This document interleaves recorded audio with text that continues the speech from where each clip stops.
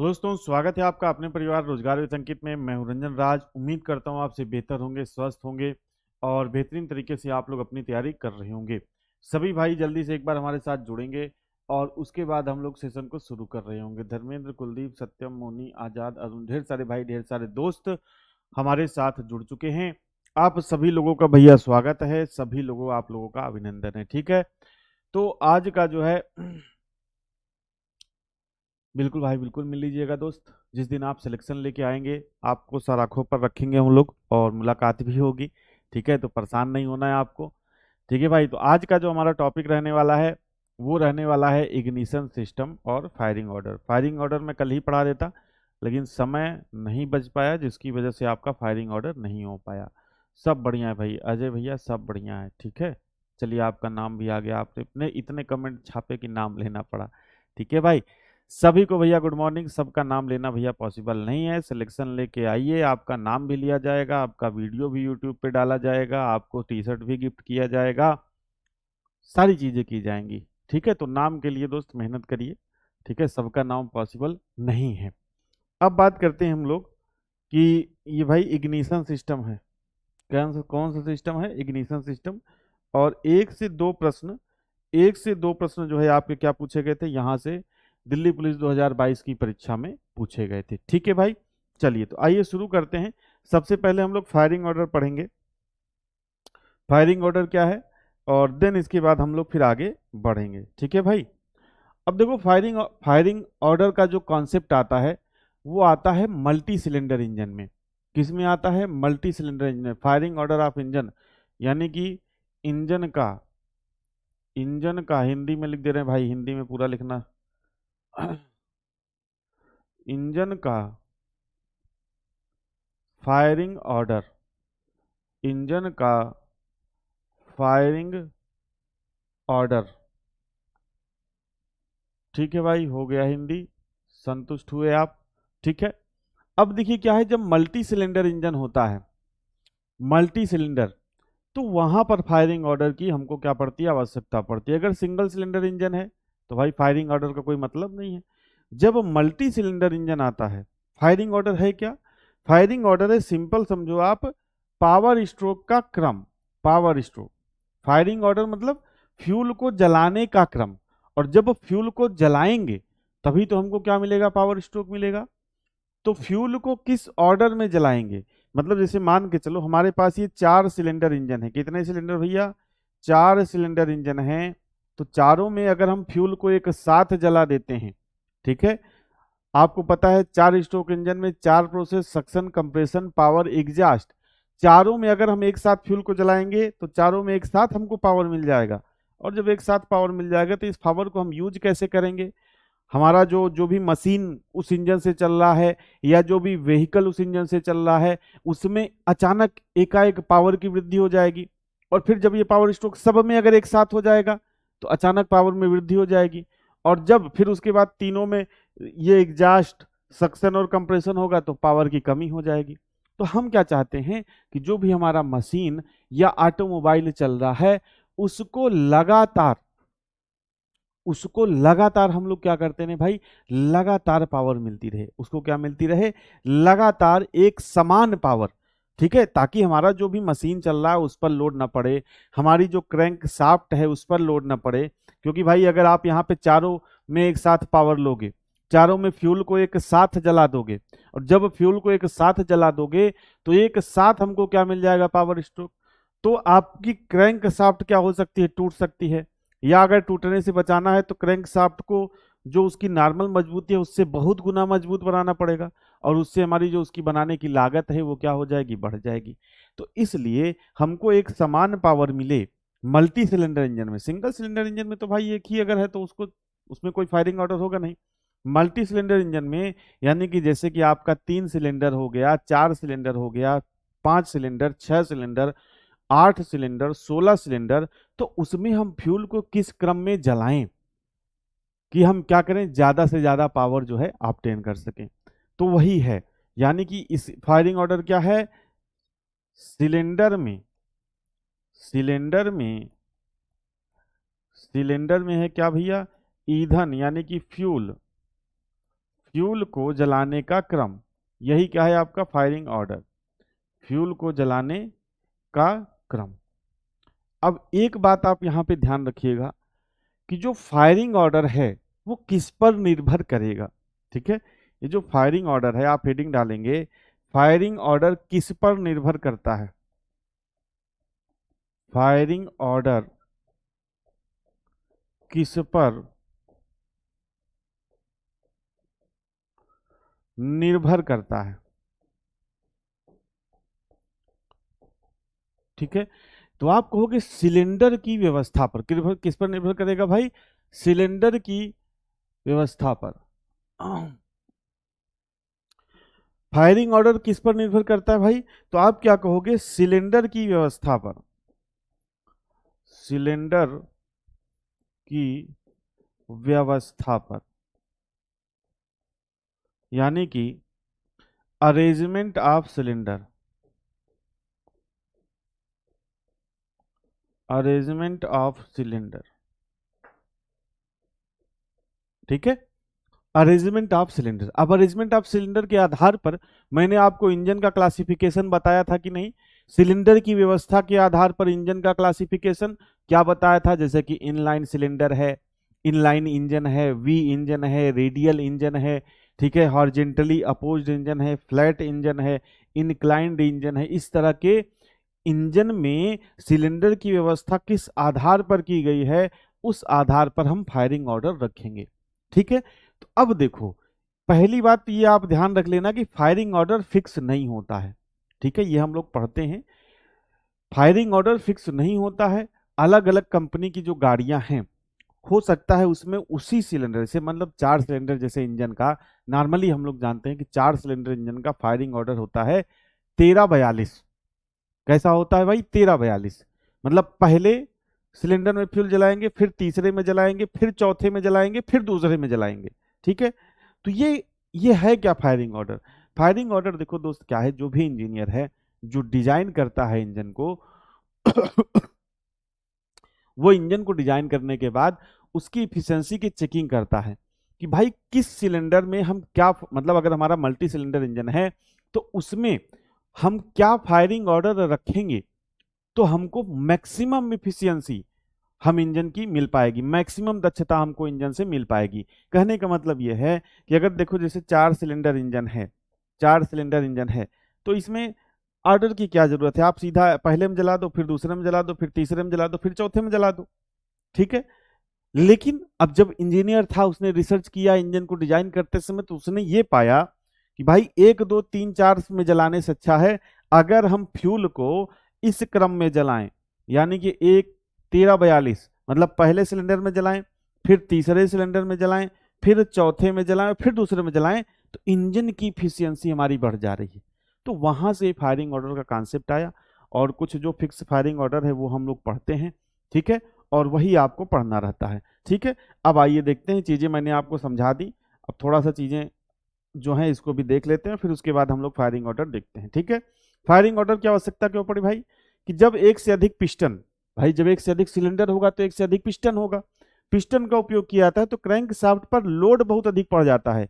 यदि सभी एक साथ पावर स्ट्रोक उत्पन्न करेंगे तो क्रैंक शाफ्ट क्या कर जाएगा, फेल कर जाएगा। यानी कि सभी क्या करेंगे भाई, एक साथ अगर आपका पावर स्ट्रोक उत्पन्न करेंगे तो क्रैंक शाफ्ट फेल कर जाएगा। दूसरा वाइब्रेशन, अचानक एक साथ सारा पावर आएगा तो वाइब्रेशन होगा, कंपन होगा, झटका लगेगा इंजन में या जो भी मशीन आपका उससे चल रहा है। ठीक है, फ्लक्चुएशन, फ्लक्चुएशन मतलब होता है उतार चढ़ाव, जो आपका उतार चढ़ाव है पावर में। ठीक है, जैसे अब अचानक पावर आ गया एक बार में तो पावर ऊपर चला गया। ठीक है, और अगर ऑटोमोबाइल उससे चल रहा है तो ऑटोमोबाइल तेज हो गया, मतलब जैसे आपका फ्लाई व्हील था गति में उतार चढ़ाव को कम करता था, उसी तरीके से जो पावर में उतार चढ़ाव को कम करने के लिए हमको क्या करना है, फायरिंग ऑर्डर रखना जरूरी है। अगला है उचित फायरिंग ऑर्डर होने पर हम मैक्सिमम पावर ऑब्टेन कर सकते हैं, मैक्सिमम इफिशियंसी किसी इंजन से ऑब्टेन कर सकते हैं। अगर हम एक सही फायरिंग ऑर्डर को रखें तो हम क्या कर सकते हैं भाई, जो मैक्सिमम पावर है उस इंजन से हम क्या करते हैं, उसकी निकाल सकते हैं।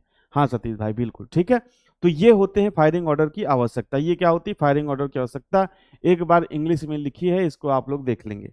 एक बार इंग्लिश में लिखा है भाई, जो भी इंग्लिश वाला भाई होगा, इंग्लिश वाला दोस्त होगा, वो एक बार देख लेगा।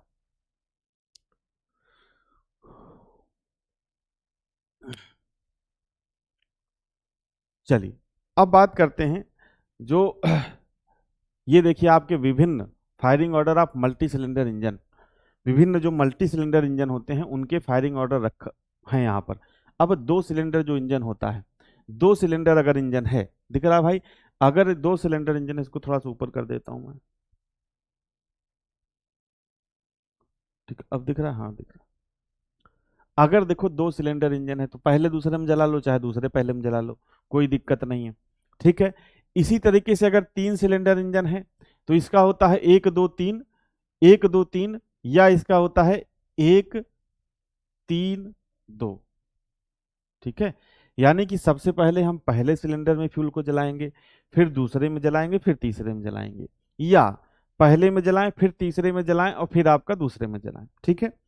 चार सिलेंडर इंजन है, अगर आपका चार सिलेंडर इंजन है तो इसका फायरिंग ऑर्डर क्या होगा भाई, इसका फायरिंग ऑर्डर होता है 1342, सबसे बेस्ट। अगर फोर सिलेंडर इंजन का फायरिंग ऑर्डर आपसे पूछे तो आप क्या बताओगे, सबसे बेस्ट जो है फायरिंग ऑर्डर होता है वो आपका 1342 होता है, ठीक है। और ये बेसिकली जो होता है ये होता है इन लाइन इंजन का, किसका, in line engine, in line engine, यही आपको ध्यान रखना है, ठीक है। यही आपको क्या करना है भाई, यही आपको ध्यान रखना है। बाकी एक जो, अगर आपका चार सिलेंडर इंजन है, यहां पर लिख दे रहा हूं, चार सिलेंडर इंजन है हॉरिजेंटली अपोज्ड, हॉरिजेंटली अपोज्ड यानी कि विपरीत, क्षैतिज विपरीत अगर इंजन है तो वहां पर क्या हो जाएगा, अगर आपका क्या है हॉरिजेंटली अपोज्ड है, हॉरिजेंटली, अब अपोज्ड समझ गए ना, horizontally opposed,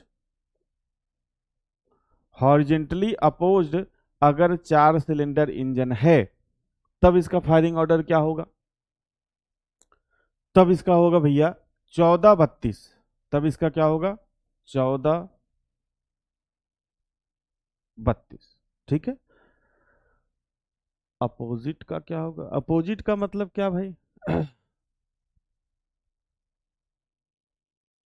horizontally opposite engine का कितना होगा 1432, और इन लाइन इंजन का क्या होगा 1342। इसी तरीके से पांच सिलेंडर इंजन का आप ध्यान रखोगे, एक दो चार पांच तीन, छह सिलेंडर इंजन का 15 36 24, मतलब सबसे पहले फ्यूल का जो कंबस्टन होगा, फ्यूल को जलाया जाएगा वो पहले सिलेंडर में जलाया जाएगा, फिर पांचवें में जलाया जाएगा, फिर तीसरे में जलाया जाएगा, फिर छठे वाले में, फिर दूसरे में, फिर चौथे में। किसकी बात हो रही है, सिक्स सिलेंडर इंजन की बात हो रही है, समझ रहे हो आप बात को। तो इससे क्या होगी, हमको मैक्सिमम पावर मिलेगी, क्या मिलेगी भैया, मैक्सिमम पावर मिलेगी, ठीक है। ये क्लियर है छह छह सिलेंडर इंजन का,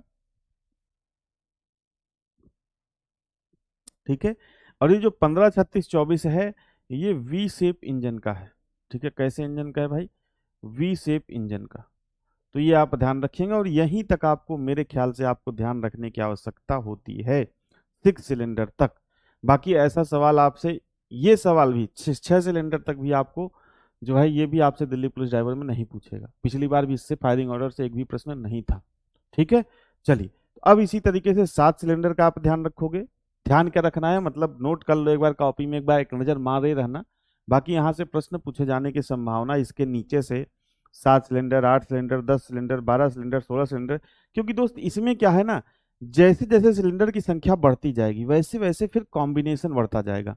मतलब जैसे कि अब इसमें तो दो कॉम्बिनेशन बने, चलो याद कर लिया। अब इसमें क्या है कि जैसे सात सिलेंडर या आठ सिलेंडर इंजन है, अब आठ सिलेंडर में 18 73 65 42 मैंने आपको बता दिया, लेकिन लेकिन ये क्या है, अब जैसे जैसे मैंने आपसे क्या बताया, जो फायरिंग ऑर्डर है किस पर डिपेंड करेगा, सिलेंडर की व्यवस्था पर। तो अब जैसे कि इसमें इनलाइन इंजन हो गया, फ्लैट इंजन हो गया, वी शेप इंजन हो गया, तो अब ये ऑर्डर बदल भी सकता है, ये फिक्स नहीं है, मैं आपको पहले ही बता रहा हूं, ये ऑर्डर क्या होगा, बदल जाएगा। तो अब ये ऑर्डर सोचो बदला, अब ज्यादा कॉम्बिनेशन बन जाएंगे, तो आप यहां तक, बहुत आप होगा तो यहां तक ध्यान रखो, उससे आगे की आपको ध्यान रखने की आवश्यकता नहीं है। तो ये है आपका क्या, ये होता है आपका भैया फायरिंग ऑर्डर। 8 सिलेंडर लिखा तो है भैया महाराज, ये क्या लिखा है रमेश डेलू जी, ये क्या लिखा है 18 73 65 42। ये नंबर ऑफ सिलेंडर है, 3 सिलेंडर का, 4 सिलेंडर का फायरिंग ऑर्डर, 5 सिलेंडर का फायरिंग ऑर्डर, 6 सिलेंडर का फायरिंग ऑर्डर, 7 सिलेंडर का फायरिंग ऑर्डर, 8 सिलेंडर का फायरिंग ऑर्डर, 10 सिलेंडर का फायरिंग ऑर्डर, 12 सिलेंडर का फायरिंग ऑर्डर, और ये है लास्ट में 16 सिलेंडर का फायरिंग ऑर्डर। कितने सिलेंडर का भैया? 16 सिलेंडर का फायरिंग ऑर्डर। तो ये आप क्या करेंगे भाई, 6 सिलेंडर तक आप क्या करेंगे, ध्यान रखेंगे, ठीक है।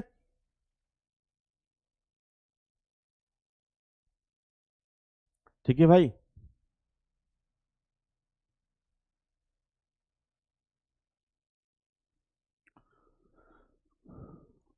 6 तक, 6 तक याद रखना है भाई, 6 तक। यहाँ तक आपका इंपॉर्टेंट है, यहाँ तक आपका क्या है भैया, यहाँ तक 6 तक आपका क्या है, इंपॉर्टेंट है, ठीक है। अब देखिए, बहुत लेवल आपके लेवल का तो नहीं है, लेकिन ये बात यहाँ पे 4 सिलेंडर में ध्यान रखेंगे, 6 सिलेंडर में और 8 सिलेंडर में। देखो 4 सिलेंडर में क्या होता है, 4 सिलेंडर में क्या होता है, मैं यहाँ पे लिखा दे रहा हूँ, पहले लिख लो फिर समझना। 4 सिलेंडर में क्या होता है, क्रैंक शाफ्ट के क्रैंक शाफ्ट के प्रत्येक प्रत्येक 180 डिग्री पर, 180 डिग्री पर क्या होता है भैया, पावर स्ट्रोक मिलता है, पावर स्ट्रोक मिलता है। मतलब 4 सिलेंडर इंजन अगर आपके पास है, तो जब क्रैंक शाफ्ट क्या करता है भैया, जब क्रैंक शाफ्ट आपका 180 डिग्री घूमता है, तो प्रत्येक 180 डिग्री पर हमको क्या मिल जाता है, प्रत्येक 180 डिग्री पर हमको पावर स्ट्रोक मिल जाता है। रमेश ढीलू 8 सिलेंडर किस में लगता है, बहुत सब में लगता है भाई, जेसीबी में लगता है, ट्रक में लगता है, ठीक है। तो ये बात आपको ध्यान रखनी है। इसके बाद 6 सिलेंडर इंजन में प्रत्येक क्या होता है, प्रत्येक 120 डिग्री पर, प्रत्येक 120 डिग्री पर हमको क्या मिलता है, पावर स्ट्रोक। यानी कि जब क्रैंक शाफ्ट कितना घूमेगा भाई, 120 डिग्री घूमेगा, तो प्रत्येक 120 डिग्री पर हमको क्या मिलता है, पावर स्ट्रोक। इसी तरीके से 8 सिलेंडर इंजन में क्या है, प्रत्येक प्रत्येक 90 डिग्री पर, प्रत्येक 90 डिग्री पर हमको क्या मिलता है भैया, प्रत्येक 90 डिग्री पर हमको क्या मिलता है, पावर स्ट्रोक। प्रत्येक 90 डिग्री पर हमको क्या मिलता है, पावर स्ट्रोक। मेरे पास कार नहीं है भाई, मानो भाई मेरे पास कार नहीं है, ठीक है। तो ये आपको ध्यान रखना है भैया। 2 स्ट्रोक, 4 स्ट्रोक, फलाना ढिमाका, मैं बस जितना बता रहा हूं, अगर जिस दिन इतना याद कर लिए आप और रिवीजन कर लिए, उस दिन सिलेक्शन हो जाएगा, ठीक है मेरे भाई। तो इतना ही आपको ध्यान रखने की आवश्यकता है, ठीक है। चलिए, और वैज्ञानिक बनेंगे दोस्त तो सिलेक्शन नहीं होगा। अब बात करते हैं इंजन इग्निशन सिस्टम की। सबसे पहला प्रश्न और सिंपल प्रश्न, इस इग्निशन सिस्टम से 1 से 2 प्रश्न आपके पूछे गए थे दिल्ली पुलिस ड्राइवर की परीक्षा में। सबसे पहला प्रश्न है, सबसे पहला प्रश्न और बेसिक प्रश्न, और सबसे ज्यादा ड्राइवर की परीक्षा में अगर कोई प्रश्न पूछा जा सकता है तो वो यही है कि जो इग्निशन सिस्टम है वो किस तरह के इंजन में प्रयोग किया जाता है। तो आप सबसे पहले क्या बताओगे, पेट्रोल इंजन में। क्या जो इग्निशन सिस्टम है वो डीजल इंजन में नहीं होगा, नहीं होगा। इग्निशन सिस्टम सिर्फ और सिर्फ किस तरह के इंजन में होगा भाई, इग्निशन सिस्टम सिर्फ और सिर्फ पेट्रोल इंजन में होगा। इसका कार्य क्या है, कार्य यानी कि वर्क, वर्क क्या है भैया, वर्क है इसका, स्पार्क प्लग से, स्पार्क प्लग होता है ना आपके पेट्रोल इंजन में, क्या होता है, पेट्रोल इंजन में स्पार्क प्लग होता है। तो स्पार्क प्लग से क्या है भाई, स्पार्क प्लग से स्पार्क उत्पन्न कराने में, यही प्रश्न दिल्ली पुलिस ड्राइवर की परीक्षा में पूछा गया था कि इग्निशन सिस्टम का प्रयोग क्यों किया जाता है, ठीक है। तो आप क्या कहोगे, स्पार्क प्लग से, स्पार्क प्लग से स्पार्क उत्पन्न कराने में, स्पार्क जनरेट कराने में इग्निशन सिस्टम का प्रयोग किया जाता है। आपको पता है कि जो स्पार्क जनरेट कराने के लिए वोल्टेज कितना चाहिए, स्पार्क जनरेट यानी कि स्पार्क उत्पन्न, जनरेट का मतलब हिंदी में क्या लिखोगे, स्पार्क उत्पन्न, स्पार्क उत्पन्न कराने के लिए जो आवश्यक वोल्टेज होता है कितना होता है भाई, बताइए। आप लोग बताइए, थोड़ा सा अपना दिमाग घुमाइए, थोड़ा सा बताने का प्रयास करिए, पढ़ाया हुआ है।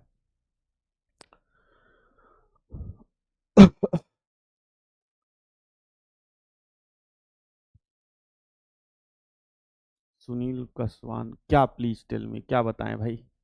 एक ही बार में प्रश्न भी लिख दो, सब लिख दो। प्रश्न ऊपर चला गया, अब आप लिखोगे प्लीज टेल मी, तो क्या पता चलेगा भाई? ठीक है। तो स्पार्क प्लग से स्पार्क जनरेट कराने के लिए जो आवश्यक वोल्टेज होता है कितना होता है भाई? 925। 2000 से 2200 नहीं भैया, 2000 से 2200 नहीं होता, इतने में स्पार्क जनरेट ही नहीं हो पाएगा।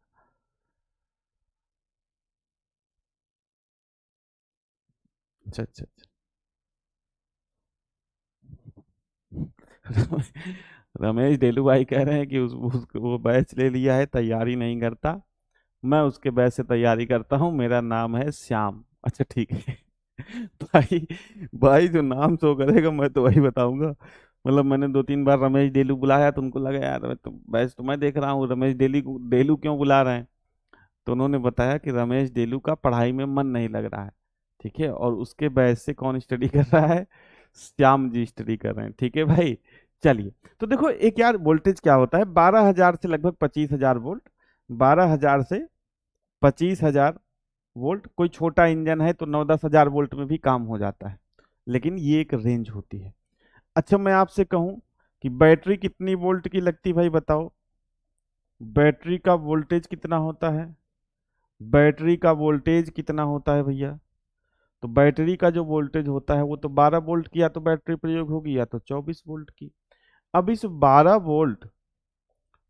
वोल्ट या 24 वोल्ट की बैटरी से वोल्टेज को हमको लगभग लगभग कम से कम 10,000 वोल्ट तक ले जाना है।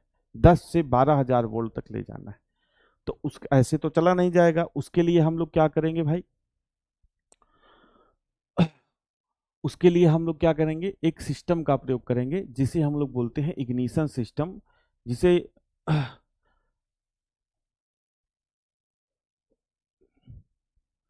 इग्निशन प्रणाली। यही चीज, यही शब्द सीधा सीधा जो है शायद दिल्ली पुलिस ड्राइवर ने पूछा, उसका उसमें उसने भी इग्निशन का हिंदी शायद नहीं लिखा था। ठीक है, इग्निशन प्रणाली को ही लिखा था। ठीक है भाई। 12,000 से 22,000, अरे मेरे महाराज, अरे मेरे भैया, अरे मेरे दोस्त मुन्ना चुन्ना, ये चाहे तुम जो लिख लो यार, 9,000 भी लिख लो, किसी किसी की तबिया में तुमको 9,000 भी मिलेगा, किसी किसी की तबिया में तुमको 10,000 भी मिलेगा। ये ऐसा नहीं है कि एकदम फिक्स कर दिया है मेरे भाई। इंजन का साइज क्या है कैसे, उस पर डिपेंड करेगा। ठीक है। तो 12,000 से 25,000 वोल्ट लिखो, चलो अगर पहले 22,000 बताया था तो तुम 22,000 ही लिख लो भाई। 22,000 ही लिख लो, अगर मैंने 22,000 बताया था तो कोई इफेक्ट नहीं पड़ता, और ये वोल्टेज आपसे पूछने वाला भी नहीं है। ठीक है। ये फिक्स नहीं होता, अभी किसी किसी की तबिया में देखोगे तो 9,000 भी मिलेगा, किसी किसी की तबिया में 10,000 भी मिलेगा। तो बी प्रैक्टिकल। बी प्रैक्टिकल, आप क्या पढ़ रहे हो दोस्त? इंजन पढ़ रहे हो, तो थोड़ा सा प्रैक्टिकल रहो। प्रैक्टिकल रहो आप। ठीक है। चलिए, नहीं तो परेशान आप ही होगे। परेशान आप ही होगे कि यार कौन सा पढ़ूं कौन सा ना पढ़ूं। तो अपने दिमाग में थोड़ा सा बना लो यार कि इंजन का साइज है, सब कुछ है, उस पर डिपेंड करेगा। ठीक है। चलिए, अब देखो कुछ इस तरह का इग्निशन सिस्टम की आपकी रूपरेखा होती है। ज़्यादा आपको समझना नहीं है इसमें, नहीं भी समझ में आएगा तो कोई दिक्कत नहीं है, समझाना मेरा काम है। लेकिन ऐसा नहीं है कि बहुत ज़्यादा प्रश्न यहाँ से ड्राइवर लेवल के बन जाएंगे। प्रश्न मैं लाया हूँ, लेकिन ड्राइवर लेवल की परीक्षा में यहाँ से प्रश्न पूछे जाने की संभावना क्या है भैया? कम है। ठीक है। बस आपसे यही पूछेगा इग्निशन सिस्टम किस इंजन में प्रयोग किया जाता है। ठीक है। और इग्निशन सिस्टम का काम क्या है? यही 1 से 2 प्रश्न, 3 प्रश्न यहाँ से पिछली बार पूछे गए थे, मतलब इसी तरीके के इजी लेवल के। और अगर इस बार भी पूछे जाएंगे तो यही लगभग पूछे जाएंगे। ठीक है। अब देखिए बात करते हैं यहाँ पर कि इसमें कौन कौन से कंपोनेंट होते हैं। तो सबसे पहले तो हो गया क्या भाई? बैटरी। देखो, ये जो हम लोग पढ़ रहे हैं इग्निशन सिस्टम, कई तरह के इग्निशन सिस्टम होते हैं। सारा हमको नहीं पढ़ना है, बस मैं आपको एक समझाने के लिए आपको बता रहा हूँ कि भाई कैसे इग्निशन सिस्टम वर्क करता है। बाकी बैटरी इग्निशन सिस्टम, या इसी को हम लोग क्या बोलते हैं? Coil ignition system. ये कौन सा सिस्टम हम लोग पढ़ रहे हैं? Battery ignition system. Battery ignition system, या इसी को हम लोग क्या बोलते हैं? Coil. Coil ignition system, coil ignition system. ठीक है, अब देखिए सबसे पहले बैटरी हो गया, ये आपका हो गया स्विच, ठीक है, ये आपका हो गया अमीटर, इसको अलग कलर से लिख देता हूं नहीं तो उसी मैच हो जाएगी। ये आपका हो गया अमीटर, अमीटर क्या करता है, करंट को मापता है। ये आपका क्या हो जाए भाई, ये आपका है पीसी, पीसी का मतलब प्राइमरी कॉइल, लिख लो आप, प्राइमरी कॉइल, ठीक है।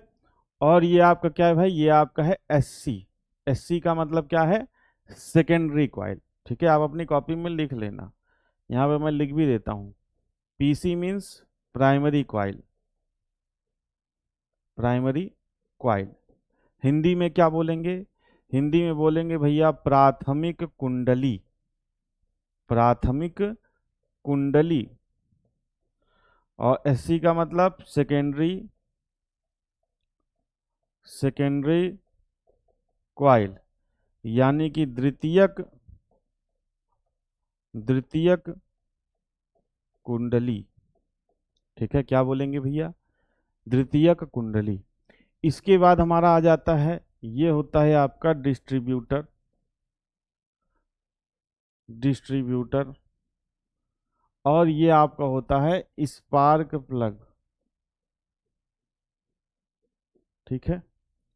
ये आपका होता है सीबी पॉइंट, सीबी, जिसे हम लोग बोलते हैं contact, contact breaker, contact breaker point. यहां पर एक लगा दो आप कैम, ठीक है।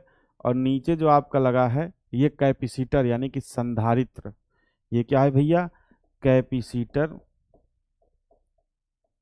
या इसी को क्या बोलते हैं, कंडेंसर, यानी कि हिंदी में क्या हो गया, संधारित्र, ठीक है। और ये आपका नीचे अर्थिंग हो गया। कुछ इतने पार्ट्स भाई आपके क्या होते हैं।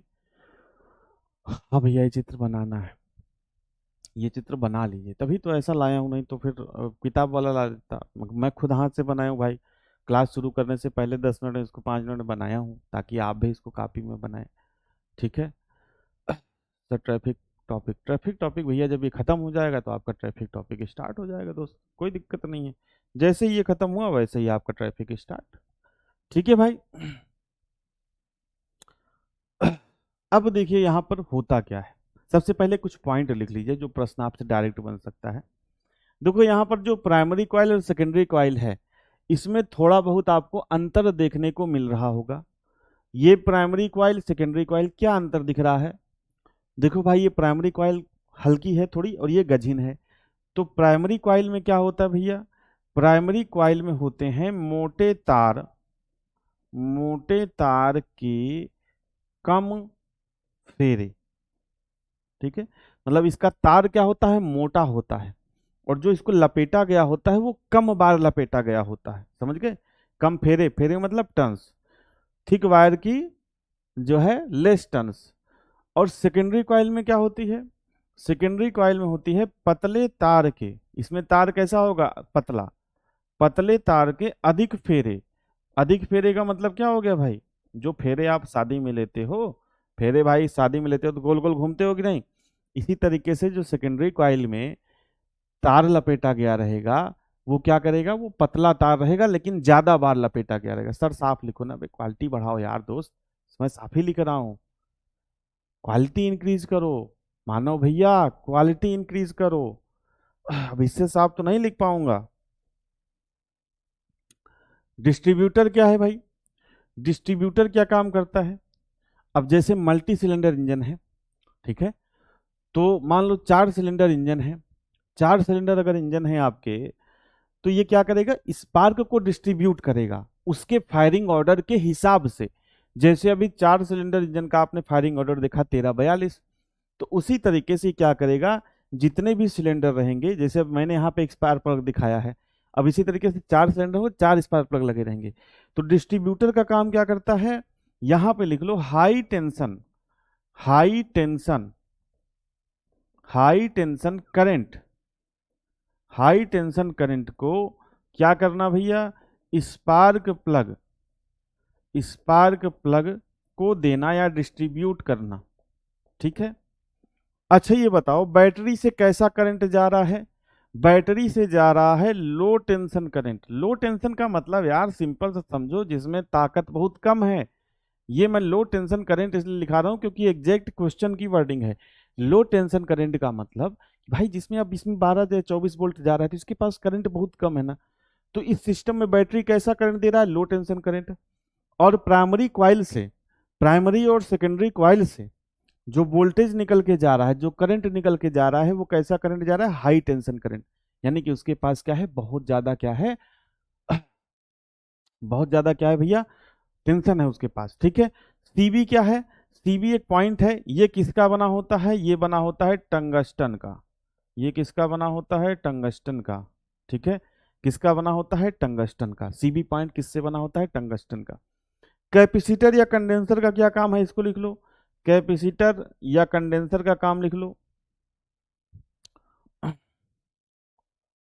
ये क्या करता है भाई, ये सीबी पॉइंट यानी कि contact breaker point, CB point को क्या करता है, जलने से बचाता है। सीबी पॉइंट को जलने से कौन बचाता है, ये आपका बचाता है कंडेंसर या कैपेसिटर।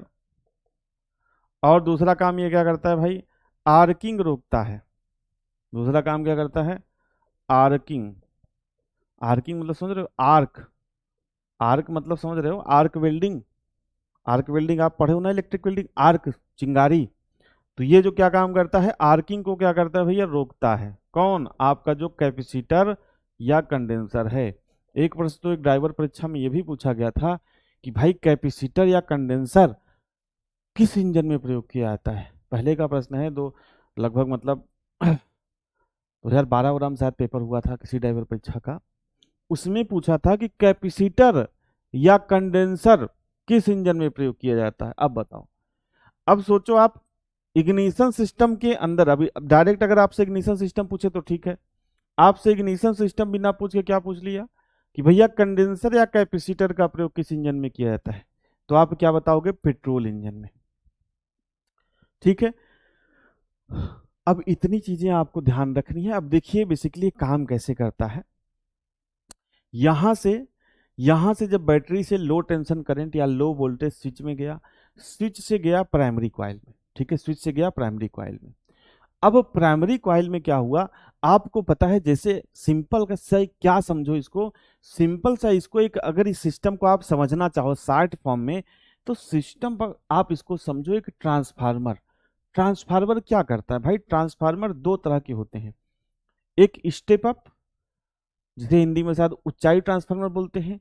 ऊंचाई ट्रांसफार्मर क्या करता है भाई, स्टेप अप ट्रांसफार्मर क्या करता है, लो वोल्टेज को हाई वोल्टेज में कन्वर्ट कर देता है, सही कह रहा हूं। और जो स्टेप डाउन ट्रांसफार्मर है, जैसे आपके गांव देहात में खंभा लगा होगा, शहर में खंभा लगा होगा, उसमें क्या आता है 11,000 वोल्ट, फिर 11,000 वोल्ट से 420 वोल्ट, फिर 420 वोल्ट से फिर ट्रांसफार्मर उस वोल्टेज को क्या करता है 220 वोल्ट में कन्वर्ट करके आपको घर, आपके घर तक पहुंचाता है। तो ये वो कैसा ट्रांसफार्मर है, वो हुआ आपका स्टेप डाउन ट्रांसफार्मर, समझ रहे हो बात को। और यहां पर और उसी तरीके से एक स्टेप अप ट्रांसफार्मर भी होता है, जैसे आपके घर में देखो स्टेबलाइजर, पहले, अब तो चलता तो लाइट नहीं होता, पहले स्टेबलाइजर लगा रहता था ना आपके घर में, तो उसमें क्या करता था भाई, स्टेबलाइजर क्या करता था, अभी भी देखो एसी वगैरह आप लगवाओगे घर में तो स्टेबलाइजर लगा रहता है। तो स्टेबलाइजर क्या करता था, स्टेबलाइजर पहले लगता था जब वोल्टेज वोल्टेज कम आता था, तो वोल्टेज लगभग सही जगह, सभी जगह सही रहता है, तो वो क्या करता था, उसको कुट कुट कुट कुट घुमा देते थे, वोल्टेज बढ़ा लेता था और टीवी चल जाती थी, मैच दिखा जाता था। कभी लाइट हाफ आ गई, ठीक है, ऐसा हुआ है हमारे साथ, तो हुआ है बचपन में कि भाई पहले क्या हो गया, जैसे गाँव में आप रहे होगे पहले, तो पहले गाँव में क्या होता था ना, लाइट तो आती नहीं थी, और कभी कभी ऐसा होता था ना, लाइट आती थी तो हाफ लाइट आ जाती थी, हाफ लाइट। हाफ लाइट का मतलब फुल लाइट नहीं रहती थी, हाफ लाइट आ जाती थी। तो हाफ लाइट से कोई कुछ नहीं चल सकता था, बस बल्ब आपका ऐसे हल्का सा जलेगा। तो उसके लिए क्या होता था, पहले घरों में स्टेपलाइजर होता था, तो स्टेपलाइजर में ऐसे वो खांचे बने रहते, तो कुट कुट कुट कुट घुमा दो, तो वो वोल्टेज को बढ़ा देता था और आपकी जो मैच वैच टीवी वी देख रहे हो वो चल जाती थी, ठीक है भाई। तो इसी तरीके से सिंपल इसको समझो कि भाई ये क्या है, एक तरह का स्टेप अप ट्रांसफार्मर है, अब जब यहाँ पे प्राइमरी को कॉइल में लो वोल्टेज आएगा तो लो वोल्टेज के कारण कुंडली में क्या होगा भाई, मैग्नेटिक फील्ड जनरेट होगा। क्या बन जाएगा, मैग्नेटिक फील्ड। और मैग्नेटिक फील्ड फिर यहां से कहां पर आएगा भाई, यहां से आएगा सीबी में। सीबी यानी कांटेक्ट ब्रेकर। इसका नाम ही क्या है भैया, इसका नाम ही क्या है, कांटेक्ट ब्रेकर। नहीं वो तो ऑटोमेटिक वाला लगा है, जो आप बता रहे हैं ना पूरे लगा है, जो पूरे दिन कट कट करता रहता है, वो तो ऑटोमेटिक है।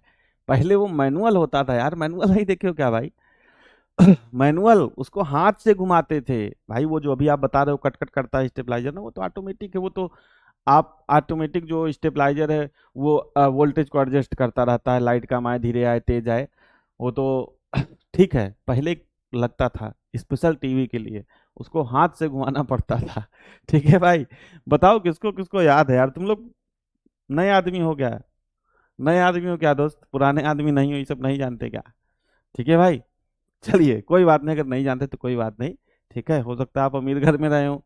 ठीक है भाई, तो अब देखो क्या है, मैग्नेटिक फील्ड जब यहाँ पे क्रिएट हुई और उसी समय इस कांटेक्ट ब्रेकर पॉइंट ने क्या कर दिया, यहां से अभी तक पूरी सर्किट कंप्लीट थी, अब यहां से इसने क्या कर दिया, इस कांटेक्ट ब्रेकर पॉइंट ने जो कांटेक्ट था उसको ब्रेक कर दिया। किसकी सहायता से, कैम की सहायता से। अब आजकल कैम वैम का उपयोग नहीं किया जाता है, आजकल सारा इलेक्ट्रॉनिक सिस्टम हो गया। बस समझने के लिए आप इसको देखिए। तो जब कांटेक्ट ब्रेकर पॉइंट ने क्या किया भैया, जैसे ही संबंध विच्छेद किया, तोड़ा, और चूंकि यहां पे मैग्नेटिक फील्ड बनी हुई है, तो इस मैग्नेटिक फील्ड के कारण यहां पर जैसे ही संबंध विच्छेद होता है, एक हाई वोल्टेज इस सेकेंडरी कॉइल में क्या होता है, जनरेट हो जाता है। और हाई वोल्टेज फिर यहां से डिस्ट्रीब्यूटर में चला जाता है और स्पार्क प्लग में जो है चला जाता है। समझ रहे हो बात को? अब भाई जैसे ट्रांसफार्मर का तो पूरा समझा नहीं पाऊंगा यार, समझ रहे हो ना, तो बस इतना ही समझो, ठीक है।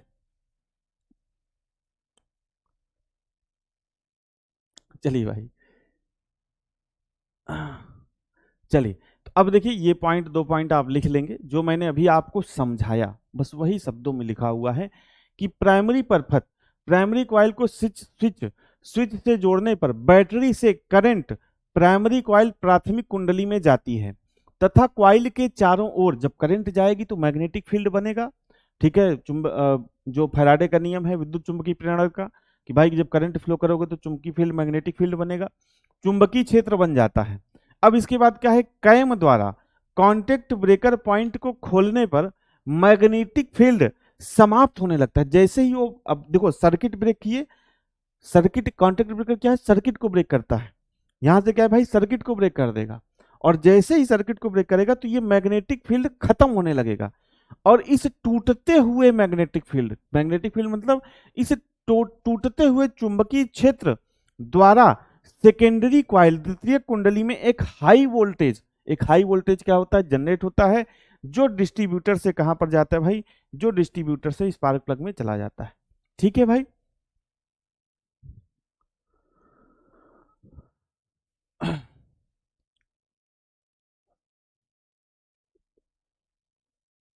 वोल्टेज भाई ये तो नहीं पता, हमारे यहाँ तो स्टेबलाइजर ही बोलते थे। ठीक है, चलिए, अब ये प्रश्न डायरेक्ट 2022 की दिल्ली पुलिस ड्राइवर में परीक्षा पूछा गया था। आज स्क्रीनशॉट नहीं लगवा पाया, बाकी डेली तो मैं आपको स्क्रीनशॉट लगवा ही देता हूँ। एक से दो प्रश्न यहाँ से पूछे गए थे, सिंपल प्रश्न थे कि इग्निशन सिस्टम का क्या उपयोग है। तो इग्निशन सिस्टम का, इग्निशन प्रणाली का उपयोग एक ही है भाई, स्पार्क प्लग द्वारा स्पार्क उत्पन्न कराना।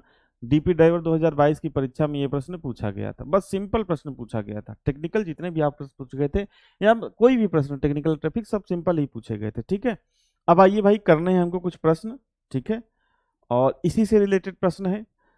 प्रश्नों के थ्रू मैं आपको समझाने का प्रयास करूंगा, जल्दी जल्दी प्रश्न कर लेंगे और आपकी जो क्लास है, हमारी क्लास खत्म हो जाएगी। ठीक है, अब देखिए डिस्ट्रीब्यूटर का क्या कार्य है, बताओ। लो टेंशन करंट स्पार्क प्लग को देना, बैटरी चार्ज करना, कि हाई टेंशन करंट को फायरिंग ऑर्डर, ये वायरिंग ऑर्डर नहीं है भाई, फायरिंग ऑर्डर है। हाई टेंशन करंट को क्या करना भैया, फायरिंग ऑर्डर, ये फायरिंग ऑर्डर है।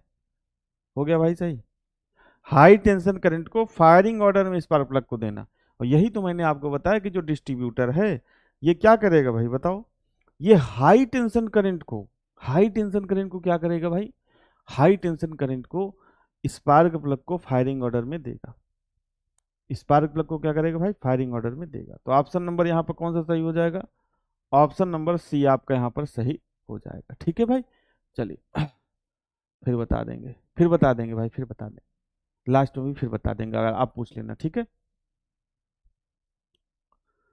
हैवी ड्राइवर बन गए हो, हैवी ड्राइविंग लाइसेंस बन गया है, ट्रक चलाना नहीं आता तो सीख लो भाई ट्रक चलाना।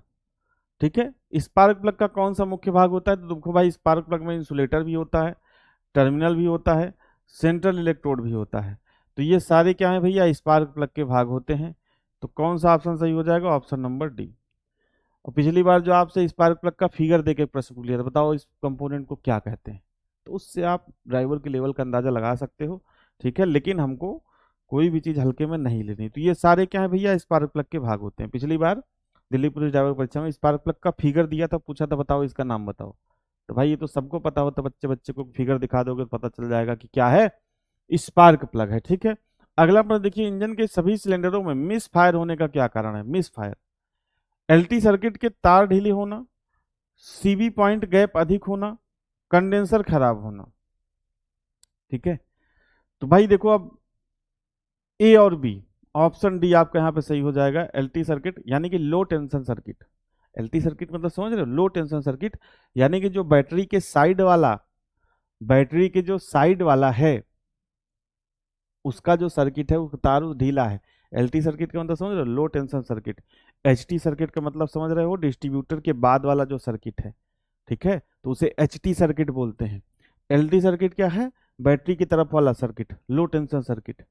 और सीबी पॉइंट अगर गैप बहुत अधिक हो गया है तो मिस फायर होगा। मिस फायर का मतलब किसी किसी सिलेंडर में जो आपका है, किसी किसी सिलेंडर में आपका फ्यूल दहन ही नहीं होगा।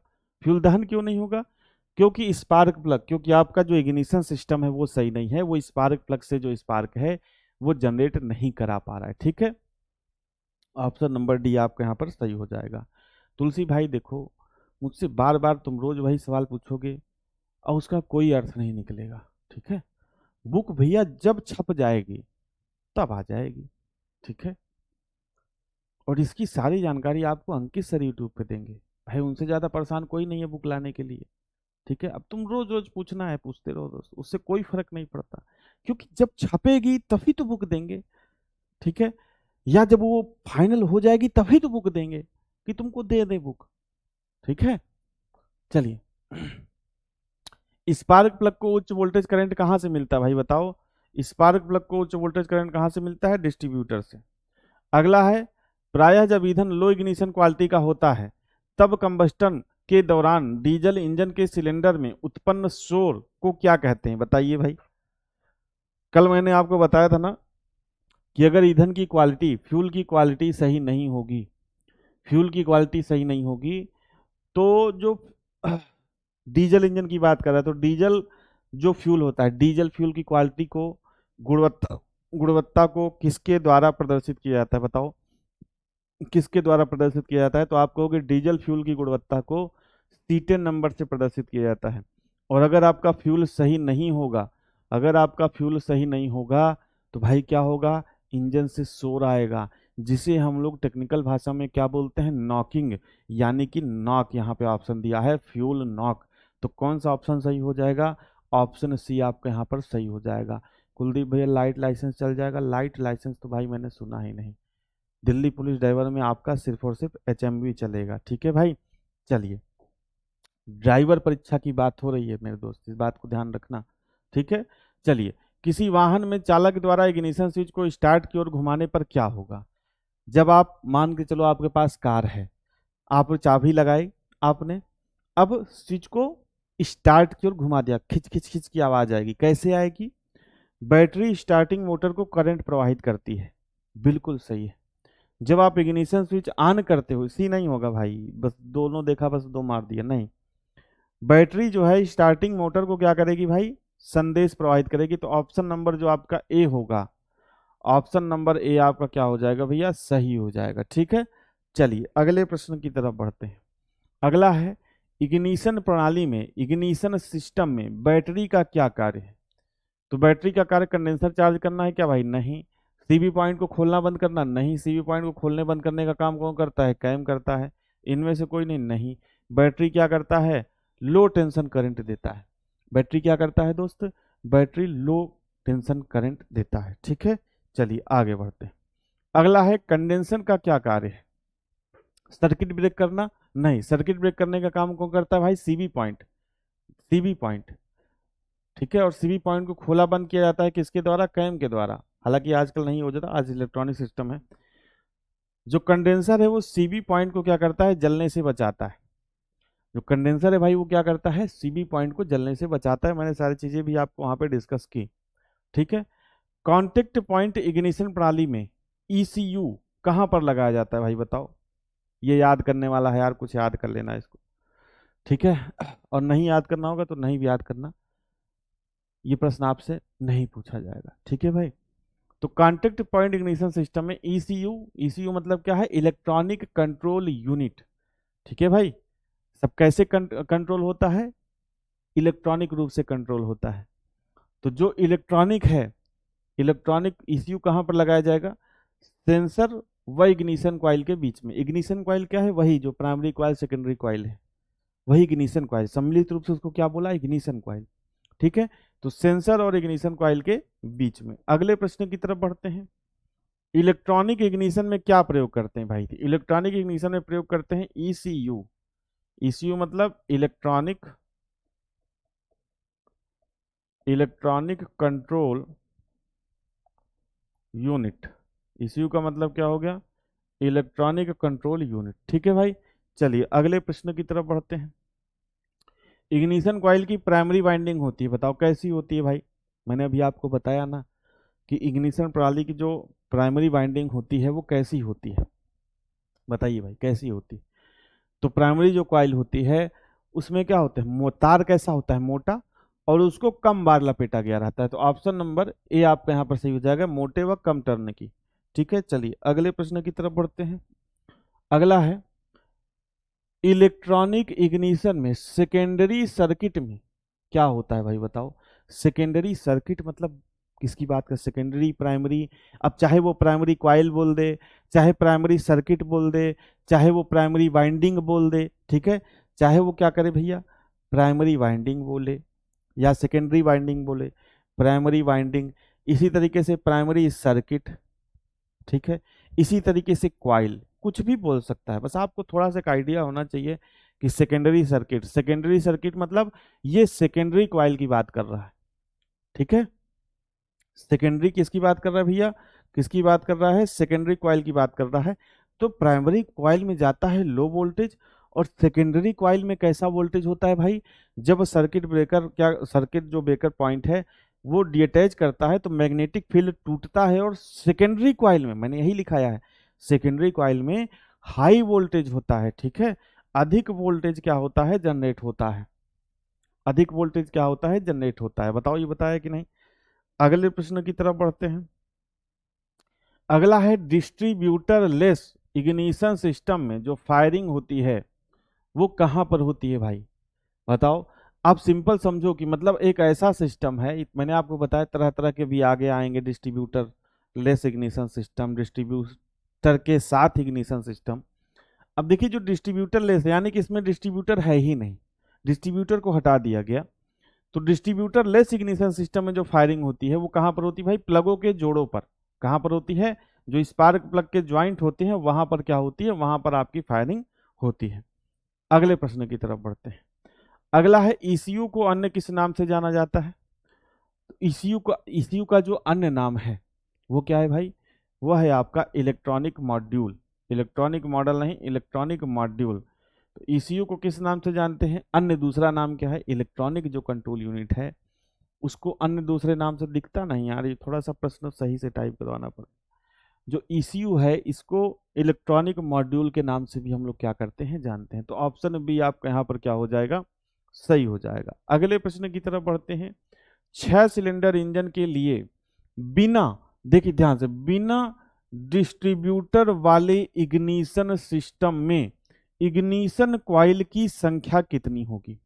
यानी कि अभी इसमें डिस्ट्रीब्यूटर है ही नहीं, डिस्ट्रीब्यूटर है ही नहीं, तो जिसमें डिस्ट्रीब्यूटर नहीं रहेगा, डिस्ट्रीब्यूटर लेस इग्निशन सिस्टम में क्या होगा, जितने नंबर आप सिलेंडर रहेंगे उतनी होगी आपकी इग्निशन कॉइल। उतनी क्या होगी भाई? उतनी ही होगी आपकी क्या? Ignition coil. ठीक है, चलिए आगे बढ़ते हैं। अगला है डिस्ट्रीब्यूटर का प्रयोग इग्निशन कॉइल से स्पार्क प्लगों तक उच्च वोल्टेज तरंगों को डिस्ट्रीब्यूट करने के लिए किया जाता है। डिस्ट्रीब्यूटर कैप की परिधि के चारों ओर किसके बराबर वृत्तखंड, वृत्तखंड मतलब सेगमेंट, सेगमेंट इसको बोलते हैं भाई। जैसे डिस्ट्रीब्यूटर है, ठीक है, अब इसमें वृत्तखंड क्या हो गया भाई? वृत्तखंड आपका मतलब इसको कितने भागों में बांट दो आप, ये क्या हो गया आपका वृत्तखंड। तो कह रहा है कि डिस्ट्रीब्यूटर कैप जो होती है, डिस्ट्रीब्यूटर कैप, इसमें कितने खांचे या कितने सेगमेंट बने होते हैं? कितने खांचे या कितने सेगमेंट बने होते हैं? तो आप क्या बताओगे भैया, कितने खांचे या कितने सेगमेंट बने होते हैं? तो आप कहोगे इंजन की सिलेंडर की संख्या के बराबर। मतलब जितने सिलेंडर हैं उतने सेगमेंट रहेंगे, उतने खांचे रहेंगे आपके डिस्ट्रीब्यूटर कैप में। लर्नर लाइसेंस चल जाएगा? नहीं भाई, फॉर्म भरने में आपको सब कुछ हैवी चाहिए होगा। ठीक है, कुछ नहीं चलेगा। सिंपल सा आप जानो कि आपके पास HMV होना चाहिए, हैवी मोटर व्हीकल लाइसेंस होना चाहिए फॉर्म भरने के समय। इसके अलावा कोई मतलब नहीं आपको डिस्कशन करने का। ठीक है, डिस्ट्रीब्यूटर का प्रयोग इग्निशन कॉइल से स्पार्क प्लगों तक उच्च वोल्टेज तरंगों को डिस्ट्रीब्यूट करने के लिए किया जाता है। डिस्ट्रीब्यूटर कैप, यहां से ध्यान दो, डिस्ट्रीब्यूटर कैप को किससे बनाया जाता है भाई? तो डिस्ट्रीब्यूटर के ऊपर जो कैप लगी होती है उसको किससे बनाते हैं? उसको बैकेलाइट से बनाते हैं। किससे बनाते हैं दोस्त? बैकेलाइट से। अगला प्रश्न है, कॉन्टेक्ट ब्रेकर पॉइंट के बीच गैप चेक करने के लिए किसका प्रयोग किया जाता है? तो गैप चेक करने के लिए कहीं पर भी अगर बहुत ही माइनर गैप चेक करना होगा, अब जैसे देखो CB पॉइंट का गैप चेक करना है तो वही फिलर गेज। स्पार्क प्लग में सेंट्रल इलेक्ट्रोड और जो टर्मिनल होता है उसके बीच जो गैप चेक करना है उसके लिए भी आप फिलर गेज का प्रयोग करते हो। तो बहुत अगर कोई पतला गैप है तो उसको चेक करने के लिए किसका प्रयोग करते हो आप? उसको चेक करने के लिए आप फिलर गेज का प्रयोग करते हो। ठीक है, चलिए अगले प्रश्न की तरफ बढ़ते हैं। अगला है, कॉन्टेक्ट ब्रेकर जो पॉइंट है वो कैम के द्वारा खुलते हैं और स्प्रिंग टेंशन से बंद होते हैं। जैसे आपका देखो वाल्व होता है, वाल्व में क्या लगी रहती है? जैसे आप इनटेक वाल्व, एग्जॉस्ट वाल्व देखे हो ना, तो वो कैम के द्वारा खुलता है। बंद कैसे होता है? क्योंकि उसमें स्प्रिंग लगी रहती है, वो स्प्रिंग फोर्स से अपने स्थान पर आ जाता है। इसी तरीके से जो कॉन्टेक्ट ब्रेकर पॉइंट है वो खुलता कैम के द्वारा है, लेकिन बंद कैसे होता है? उसमें स्प्रिंग लगी रहती है, तो स्प्रिंग फोर्स से वो क्या हो जाता है? स्प्रिंग फोर्स से क्या हो जाता है भाई? अपने जो है अपने उसमें आ जाता है। ठीक है, तो स्प्रिंग टेंशन से वो क्या होता है? बंद होता है। अगला प्रश्न है, कॉइल इग्निशन सिस्टम में कैपेसिटर का कार्य क्या होता है? अभी जो मैंने आपको पढ़ाया वो कॉइल इग्निशन सिस्टम या बैटरी इग्निशन सिस्टम उसको बोलते हैं। और इसमें कैपेसिटर का कार्य क्या होता है भाई? तो सबसे पहले तो कॉन्टेक्ट ब्रेकर पॉइंट को जलने से बचाना। जलने से कैसे बचाता है? क्योंकि आर्किंग को रोकता है। तो क्या करता है भाई? कॉन्टेक्ट ब्रेकर पॉइंट पर आर्किंग होने से रोकता है। कौन? आपका कैपेसिटर या कंडेंसर, या इसी को हिंदी में क्या बोलते हैं? इसी को हिंदी में बोलते हैं संधारित्र। इसी को हिंदी में क्या बोलते हैं भाई? संधारित्र, जो आपके पंखे में लगा होता है। ठीक है, इग्निशन सिस्टम का वह पार्ट जो कि 12 वोल्ट को 9000 वोल्ट से अधिक वोल्टेज में ट्रांसफर करता है, वो कौन सा होता है?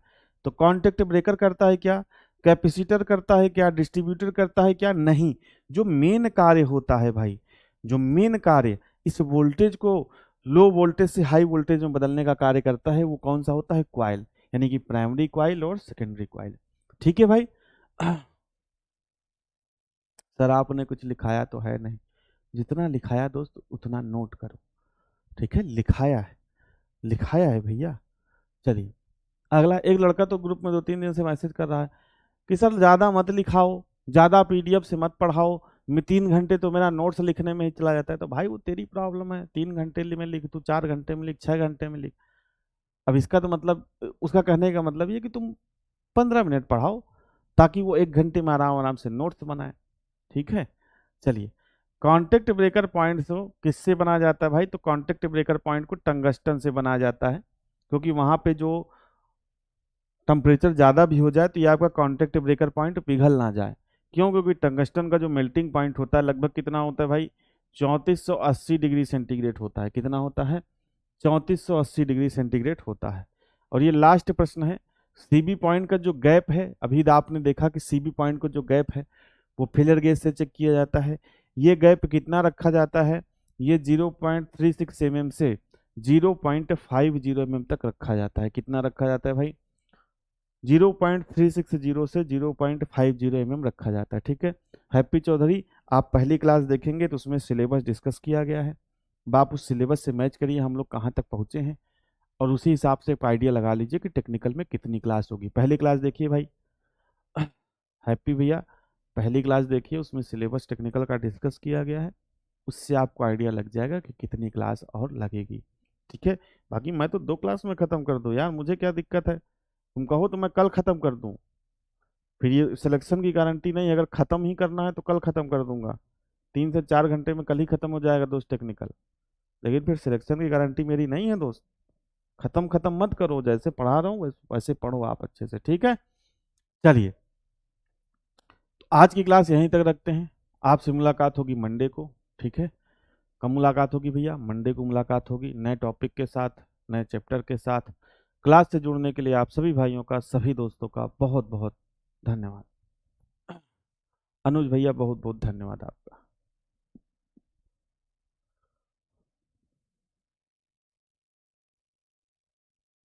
हाँ भाई, ये चैप्टर कंप्लीट हो गया। जतिन भैया, ये चैप्टर कंप्लीट हो गया आपका।